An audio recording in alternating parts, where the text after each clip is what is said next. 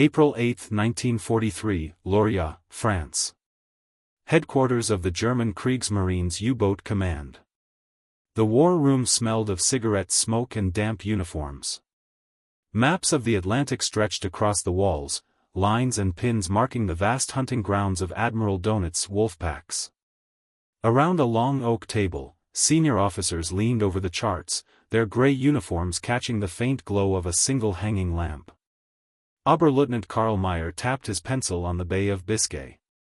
Another boat failed to report in. U-232. He looked up. That makes 5 in a week. The room went silent for a moment, then one of the older captains, Kapitänleutnant Heinrich Voss, scoffed. Fog, storms, faulty radios. Don't tell me you believe the British have found a way to see through clouds now. Across the table, a young signals officer hesitated. Sir, our intercepts suggest the RAF is using a new kind of detection, something they call airborne radar. Laughter rippled through the room. Flying radar dishes. Voss mocked, lifting his coffee cup. What's next? A magic camera that sees under the sea? Even Admiral Donats, known for his calm severity, allowed a thin smile. Gentlemen, if the English have truly mastered such sorcery, we'd all better learn to swim. The room broke into chuckles again, the tension dissolving for a moment. But beneath the laughter, some of the younger officers weren't so sure. Reports from U-boat crews described eerie encounters, aircraft appearing out of nowhere, in pitch darkness or heavy fog, no moonlight, no sound, and yet somehow, the enemy found them. Karl Meyer folded his arms, staring at the map. 5 boats, he said quietly. And not one distress call. Outside, the cold Atlantic wind howled through the submarine pens. Massive U-boats rested in their concrete shelters, black silhouettes against the dim light. Crews loaded torpedoes, checked radio equipment, and prepared for another hunt. They still believed the ocean was theirs, the endless, invisible battlefield where the hunter was unseen. None of them knew that above those same waters, Allied scientists were testing something that would soon strip them of that invisibility forever. Far away in Britain, inside a dim laboratory filled with humming transformers and blinking tubes, a small team of engineers at the telecommunications research establishment in Malvern were assembling what they called ASV Mark III, air-to-surface vessel radar. It was crude, heavy, and temperamental. But when mounted beneath the belly of a RAF Coastal Command patrol bomber, it could detect a periscope from several miles away, even in total darkness. The first trials had failed miserably. Static interference, short range, false echoes. British pilots called it the madman's light. Yet the scientists, people like Sir Bernard Lovell and Taffy Bowen, refused to give up. And by the spring of 1943, their creation was finally ready for war. That night, as the German officers toasted their new U-boat deployments, a British Liberator bomber took off from St. Ivel airfield in Cornwall. Its crew of 8 carried something the Germans still dismissed as fantasy, a spinning dish of radar inside its nose, quietly sweeping the sea below. The battle for the Atlantic was about to change forever. April 9, 1943, 2:17 hours. Over the Bay of Biscay. The night was moonless. A black void stretched beneath the wings of the consolidated B-24 Liberator patrol bomber, its engines humming low against the roar of the Atlantic wind. Inside the cramped fuselage, dim red lights glowed over the crew's faces, casting them in ghostly hues. Flight Lieutenant James Jock Fairburn leaned over the radar operator's shoulder. The man, a wiry Welsh sergeant named Owens, kept his eyes glued to the small green screen in front of him, a circular display glowing softly in the dark. "Anything?" Fairburn asked, straining to hear over the vibration of the engines. Owens didn't look up. "Maybe. There, 3 miles off our starboard. Could be a wave echo, or something sitting higher than it should." Fairburn frowned. "Wake the skipper." The pilot, squadron leader Arthur Green, had seen enough of the Atlantic to know its moods. "Bring us down to 500 feet, he ordered. "Let's take a look." The Liberator descended into the mist. The radar pulse swept again, ping, and the signal grew stronger. Owen's voice trembled. "It's not moving, sir." "Stationary. Right on the surface." Green's jaw tightened. "U-boat. Lights out, lads. Prepare flares." The bomber's nose cut through the fog like a phantom. In the blackness below, the Atlantic heaved and shimmered faintly under the aircraft's shadow. Then, boom, a magnesium flare burst open, flooding the waves with white light. And there it was. A long, dark shape, sleek and metallic, slicing through the surf. The iron beast of the Kriegsmarine, U-456. Its conning tower glistened as men on deck scrambled in panic, shouting and diving for the hatch. One pointed skyward, eyes wide in disbelief. "Flieger! Alarm! Alarm!" Green banked hard. "Depth charges armed." The Liberator roared past the submarine, releasing its deadly load, for cylindrical bombs tumbling end over end into the ocean. The detonations tore through the waves, sending plumes of water and flame skyward. The submarine shuddered under the blast, its hull buckling. Inside U-456, red lights flickered as men fought to seal the compartments. The captain, Oberleutnant zur See Hans Keller, shouted over the alarms. "Crash dive! Schnell! Flood tanks!" But it was too late. The water rushed in faster than they could pump it out. The lights died. Keller felt the floor tilt beneath him as the U-boat listed sharply. He could hear the groan of the hull, his steel sanctuary turning into a coffin. Above, the Liberator circled once more, the radar dish inside its nose still spinning, cold, relentless, mechanical. Fairburn looked down through the cockpit window at the boiling sea. "Jesus," he whispered. "They never even saw us coming." By dawn, nothing remained of U-456. Just oil and wreckage drifting across the cold gray waves. At Coastal Command HQ, the report came in with a single, understated line. "Contact made. Target destroyed. Radar effective." Back in Lorient, the radio silence from U-456 joined a growing list of losses. Yet in the U-boat pens, no one could explain it. No aircraft had been seen. No warnings received. It was as if the Allies were striking from the dark itself. And in a way, they were. The Germans began to suspect new technology, but most officers dismissed the idea. To them, radar belonged to land-based systems, fixed, cumbersome, and easy to jam. Mounting it on aircraft seemed absurd. But as the weeks passed, more boats vanished. U-384, U-640, U-200, all gone, without a trace. And for the first time, whispers began to spread among the U-boat crews, the British can see through the night. May 1943, North Atlantic, 400 miles west of Ireland. The ocean was calm that morning, deceptively so. The gray horizon stretched unbroken in all directions, a void of steel-blue water beneath a thin veil of mist. For the men aboard U-221, it was another day in the endless expanse of the Atlantic. Inside the cramped hull, diesel fumes mixed with sweat and oil. The rhythmic hum of the engines echoed through the narrow passageways. Crewmen worked in near darkness, their movements practiced and silent. Kapitänleutnant Ernst Brugger checked his logbook, then leaned over the periscope. "No sign of convoy traffic," he muttered. "Surface and recharge batteries. We'll listen for signals." The U-boat rose slowly, breaking the surface with a soft hiss. Water cascaded down the conning tower as the crew climbed out to breathe fresh air for the first time in days. The Atlantic wind hit their faces, sharp and cold. Above, the clouds hung low and heavy. Nothing but empty sky. "Looks clear," said the watch officer, squinting toward the horizon. "No planes today, Herr Captain." Brugger nodded, lighting a cigarette. The ember glowed faintly in the mist. "They never come this far. We're safe." He didn't know that high above, nearly invisible in the haze, a Liberator bomber from RAF Coastal Command was silently tracking him, its crew guided not by sight, but by invisible waves of radar pulsing through the air.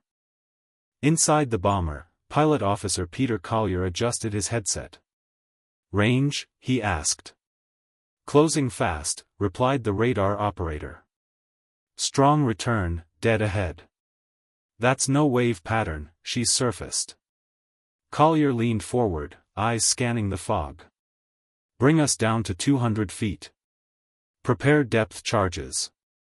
The radar dish inside the nose rotated smoothly, painting a ghostly echo across the display, one small blip glowing brighter with each sweep. In the U-boat below, a faint droning sound reached the crew. At first, it was barely audible, mistaken for the wind. Then it grew louder.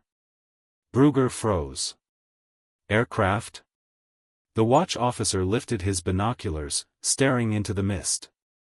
"I see nothing, sir, wait." The sentence never finished. Out of the fog came the Liberator, engines screaming, wings slicing through the cloud.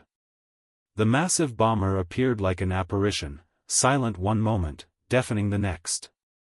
"Flieger alarm," someone shouted. Brugger's cigarette fell from his lips as he lunged for the hatch. "Crash dive. Schnell." The men dove into the submarine, sealing the hatches as the alarm bell blared. The hull tilted sharply as ballast tanks flooded. But the bomber was already overhead. Thump thump thump thump. Four depth charges dropped into the sea, each one timed to detonate just beneath the surface. The first explosion rocked the boat violently. The lights flickered, glass shattered, men were thrown to the deck. The second blast tore through the aft compartment, pipes burst, and water began to pour in. Pressure rising. "Hull breach in Section 3, shouted the engineer. Brugger gripped the periscope stand to steady himself. "Level the boat. Get us to periscope depth." But the sea had already claimed them. The controls jammed, the deck tilted further. Somewhere above, the ocean boiled with foam and debris. The radar operator aboard the Liberator watched the echo vanish from his screen. "Target lost, sir." Collier nodded grimly. "Mark the position. Send a signal to base." As the bomber turned for home, the waves rolled over what was left of U-221. Another name to add to the long list. For the Allies, this was the moment they had been waiting for. The radar, once dismissed as a fragile experiment, had become a hunter's weapon. For the Germans, it was the beginning of a nightmare. In Lorient and Street Nazir, radio silence spread through the command network like disease. Boats that had been invincible for years were vanishing without warning, taken not by torpedoes, but by the unseen eyes of the sky. And the Kriegsmarine's analysts, once certain of their ocean dominance, found themselves staring at impossible reports. No visual sightings. No alerts. No survivors. Something was stalking their submarines, and no one knew how to stop it. June 1943, Berlin, Kriegsmarine High Command. The rain beat against the tall windows of the naval headquarters on Terpitzufer. Inside, a cold silence gripped the conference room. Maps of the Atlantic lay scattered across the table, covered in red circles, each marking a lost U-boat. Admiral Karl Donitz stood at the head of the room, his expression carved in stone. He had commanded submarines since the Great War, built his fleet from nothing, and turned it into the terror of the Atlantic. But now, the statistics before him were unbearable. In just 6 weeks, 41 U-boats were gone. Crews, veterans, decorated officers, vanished without a trace. How? Donitz demanded, slamming his fist on the table. How can they find us in total darkness? In fog? Hundreds of miles from land? His intelligence officer hesitated. "Her Admiral, we believe the British have developed a new type of radar, one that can be mounted on aircraft." The room buzzed with disbelief. "Impossible," muttered one of the engineers. "Airborne radar lacks stability. The waves scatter over the ocean." Another officer countered, "And yet, they find us, again and again." Donitz turned toward a group of scientists from Telefunken and the Naval Research Institute. "What can be done?" The lead scientist, Dr. Hans Müller, cleared his throat nervously. "If it is radar, we can detect it. Theoretically. Our FUMB-1 METOX receiver picks up Allied radar signals. Crews are instructed to dive the moment they hear it." "Then why are they still dying?" Donitz asked coldly. Müller looked down. "Because, Admiral, the British have changed frequencies. Their new system is beyond the range of METOX." The words hung in the air like a death sentence. Donitz turned away, staring out the rain-streaked window. Below, the streets of Berlin bustled with soldiers and clerks, oblivious to the fact that Germany's most powerful weapon was bleeding out beneath the waves. Finally, he spoke. "If the ocean is no longer our sanctuary, then it has become our grave." June 12, 1943, Bay of Biscay. At dawn, U-617 crept along the gray horizon, heading for open waters. Her crew was tense, eyes scanning the sky for shadows. They carried the new METOX receiver, a small wooden box with an antenna, designed to warn of radar emissions. To the men, it was hope in a box, their last defense against the unseen enemy. "METOX is silent," the radio operator said. "No signals detected." Captain Lieutenant Friedrich Rosing nodded. "Good. Maintain course. Surface speed ahead." The sky was overcast, the sea flat and featureless. For hours, nothing disturbed the monotony. Then, unnoticed by the crew, an RAF Wellington patrol bomber appeared in the distance, cruising low and steady. Inside its nose, the ASV Mark III radar pulsed rhythmically. Unlike its predecessors, it emitted at 10-centimeter wavelengths, undetectable by German receivers. The U-boat below had no warning. Within minutes, the radar operator called out, "Contact. 1 return, bearing 180. The pilot grinned. "Let's go fishing." The Wellington dropped to 200 feet, engines straining as the gunner readied the flares. Down below, Rosing leaned over the bridge railing, watching gulls scatter in the wind. Then, without sound or sign, the night turned white. A flare burst overhead, drenching the ocean in ghostly light. "Aircraft! Dive! Dive!" Men scrambled, slipping across the wet deck as the bomber screamed overhead. Depth charges tumbled into the sea, 4, 5, 6. Boom! Boom! Boom! Each explosion was closer, sharper. The U-boat twisted violently as compartments ruptured. Pipes burst, valves hissed, men were thrown against steel bulkheads. Inside, water gushed through a torn seam near the battery room. The smell of chlorine filled the air. Someone shouted, "Battery leak! Gas!" Rosing tried to steady himself, shouting orders through the chaos. "Blow main ballast! Surface, damn it, surface!" The submarine lurched upward, breaking through the waves in a torrent of foam. But the Wellington was already banking around. The forward gunner opened fire, tracer rounds stitching the deck as the bomber made a second pass. For a moment, the U-boat's anti-aircraft gun barked defiantly into the sky, but then came the final explosion. A white flash swallowed the conning tower, and U-617 vanished beneath the boiling sea. By the end of June, the Bay of Biscay, once the U-boat's gateway to the Atlantic, had become a killing ground.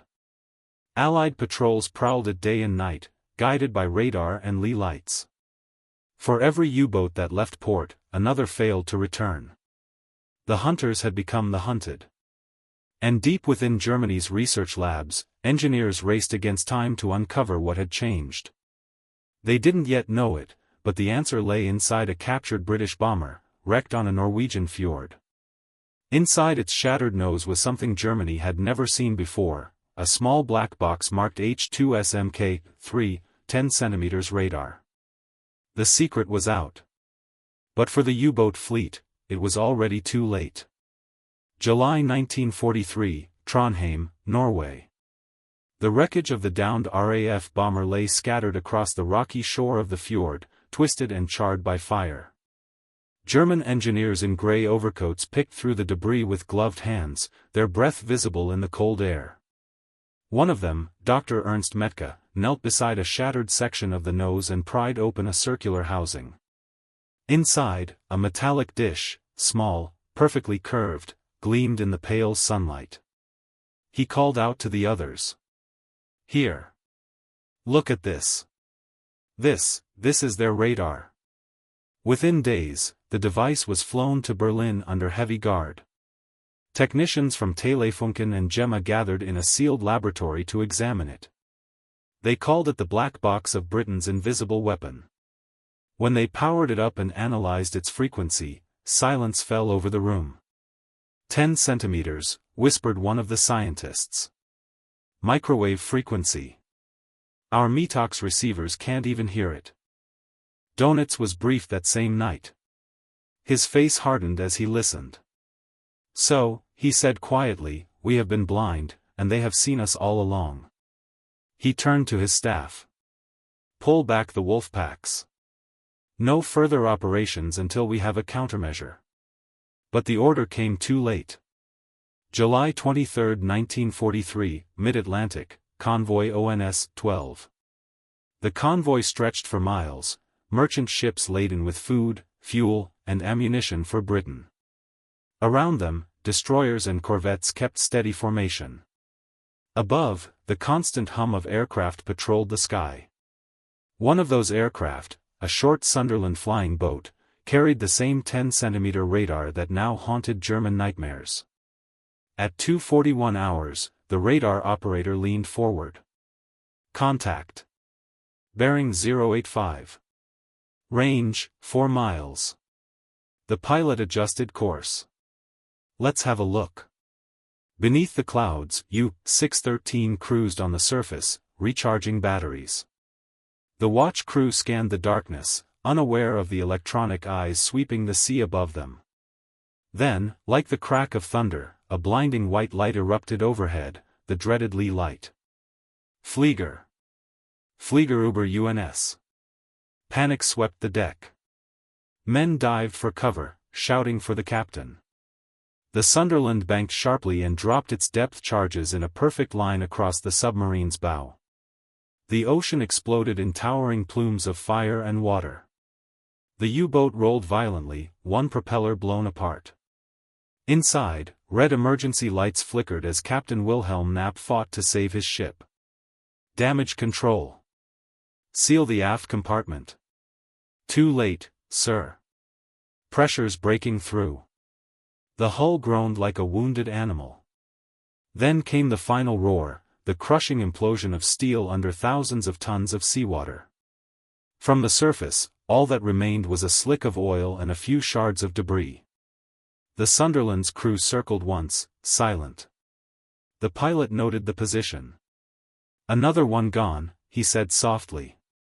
"God help the poor bastards down there." By the end of July, 1943 had become the bloodiest month in the history of the U-boat arm. 40 boats were destroyed. Thousands of men vanished beneath the Atlantic, swallowed by the very waters they once ruled. In Germany, the survivors called it Der Schwarze Sommer, the Black Summer. Donitz's once invincible wolf packs were broken. No longer hunters, they became prey, scattered, frightened, hiding beneath the waves while the Allies dominated the surface and sky. The new airborne radar had rewritten the rules of war. No longer could submarines surface at night to recharge without fear. The darkness, once their greatest ally, had turned against them. Every ripple on the sea, every faint echo on a radar screen, could mean death. Even the METOX receivers, once a comfort to the crews, became a curse. Engineers soon discovered that their own detectors emitted signals that Allied aircraft could home in on. In trying to hear the enemy, the Germans had made themselves louder. It was technological irony at its cruelest. In the U-boat pens of Lorya, the once proud fleet sat idle, their hulls streaked with rust and salt. Crewmen wandered the docks in silence, waiting for orders that never came. Karl Meyer, now promoted to first officer aboard U-997, walked past the line of submarines, his boots echoing off the concrete. He stopped to look at a wall of plaques, each engraved with the number of a boat that hadn't returned. His hand trembled as he traced one with his finger, U-456. He remembered the laughter in that war room months ago. The jokes about flying radar dishes. The disbelief that the British could ever master such a thing. Now, there was no laughter. Only ghosts. Meyer turned to his captain. "Sir," he said quietly, "how do you fight something you can't see?" The captain didn't answer. He just stared out toward the gray Atlantic, where the fog rolled in thick and low. Out there, the invisible enemy was still waiting, patient, tireless, and merciless. August 1943, RAF Coastal Command, St. Eval Airfield, Cornwall. The airfield was alive with movement. Mechanics hurried across the tarmac, loading bombs and depth charges beneath the bellies of Liberators and Sunderlands. Engines roared as ground crews fueled the aircraft for their long patrols over the Atlantic. Inside the ready room, the smell of oil, damp leather, and tea filled the air. Pilots leaned over maps pinned to wooden tables, tracing routes across the endless blue expanse. On one side of the room, a new piece of equipment sat proudly on display, a sleek, rotating antenna housed in a domed nose, attached to a radar scope that glowed faintly green. Wing Commander Arthur Green, now a squadron leader, tapped the nose cone gently with his knuckles. "Gentlemen," he said with a smile, "meet your new co-pilot. She doesn't sleep, doesn't blink, and doesn't miss a thing." The room chuckled. But everyone knew it wasn't a joke. This radar, ASV Mark III, was the reason the tide of war had turned. For 2 long years, the Battle of the Atlantic had hung in the balance. Britain's survival depended on convoys bringing supplies from America, and Germany's U-boats had nearly starved the island into submission. But now, for the first time, the Allies were winning. Every night, squadrons took off into darkness, sweeping the seas with invisible waves. The U-boats, once predators of the deep, were hunted wherever they surfaced. August 14, 1943, 3:20 hours. Over the Bay of Biscay. Flight Lieutenant James Fairburn adjusted his oxygen mask and peered through the cockpit window. The moon hung low, a pale coin above the endless sea. "Anything?" he called back. From the radar station, Sergeant Owens replied, "Contact bearing 240. Range 3.5 miles. Solid return." Fairburn nodded.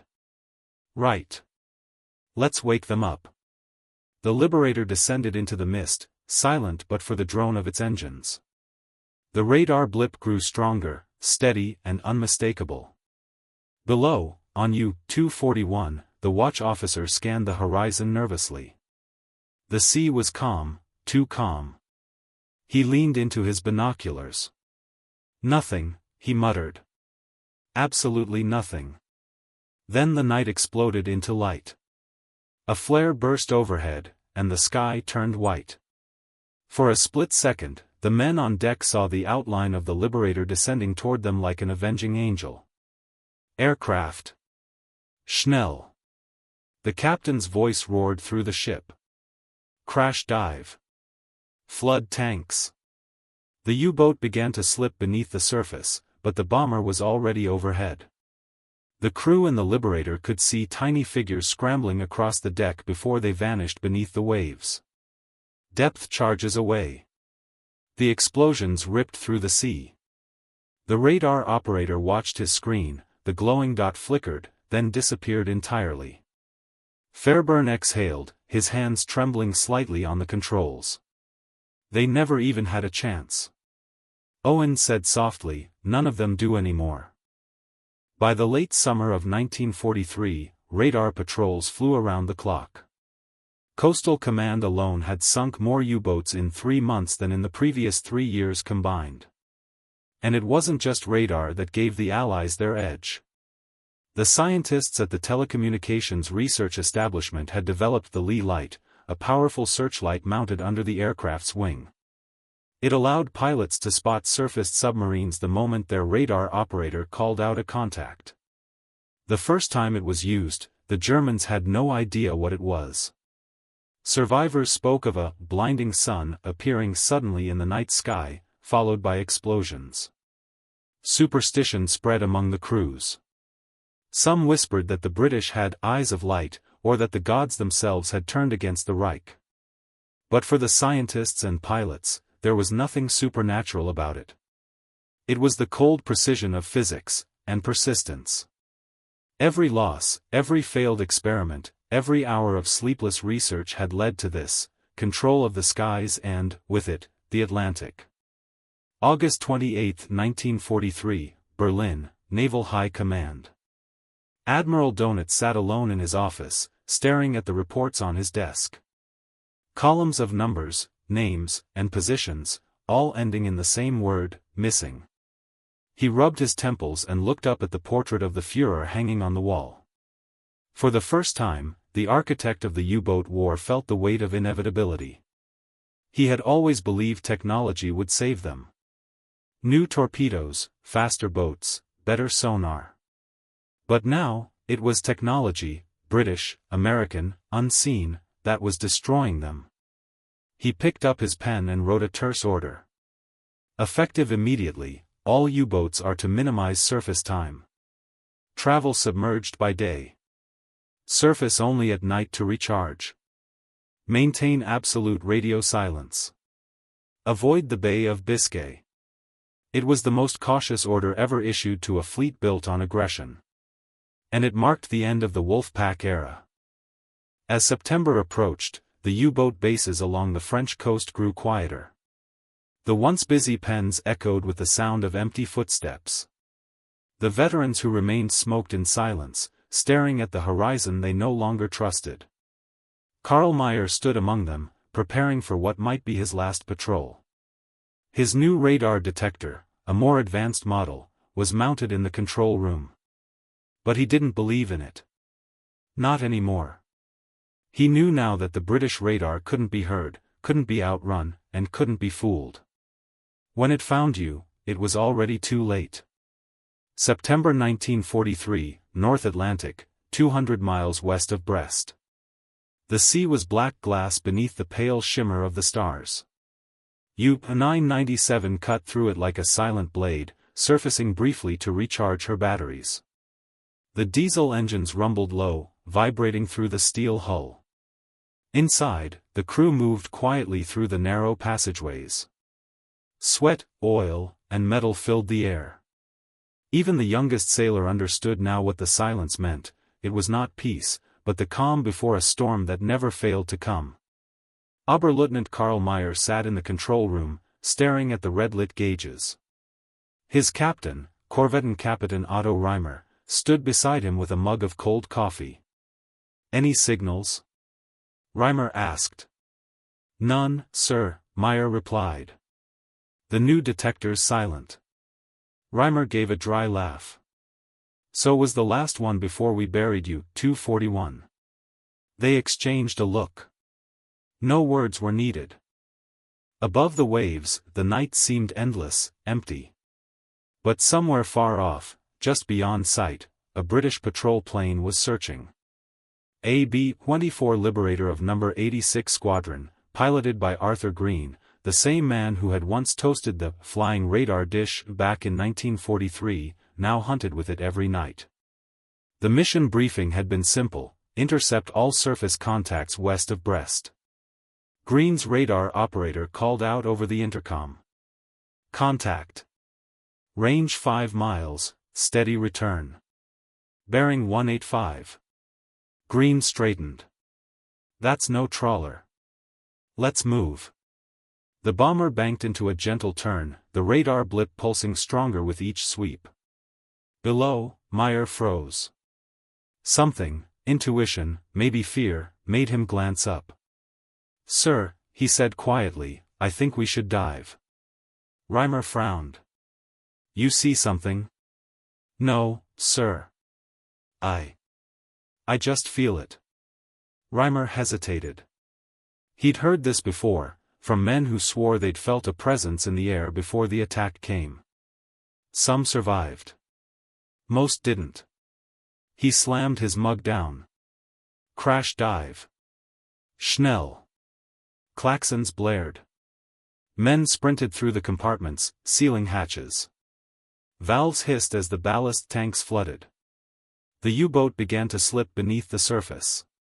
But it was already too late. Through the fog above, Green's Liberator emerged, engines thundering. "Visual," shouted the co-pilot. "Got him." Submarine diving, about 200 yards off the bow.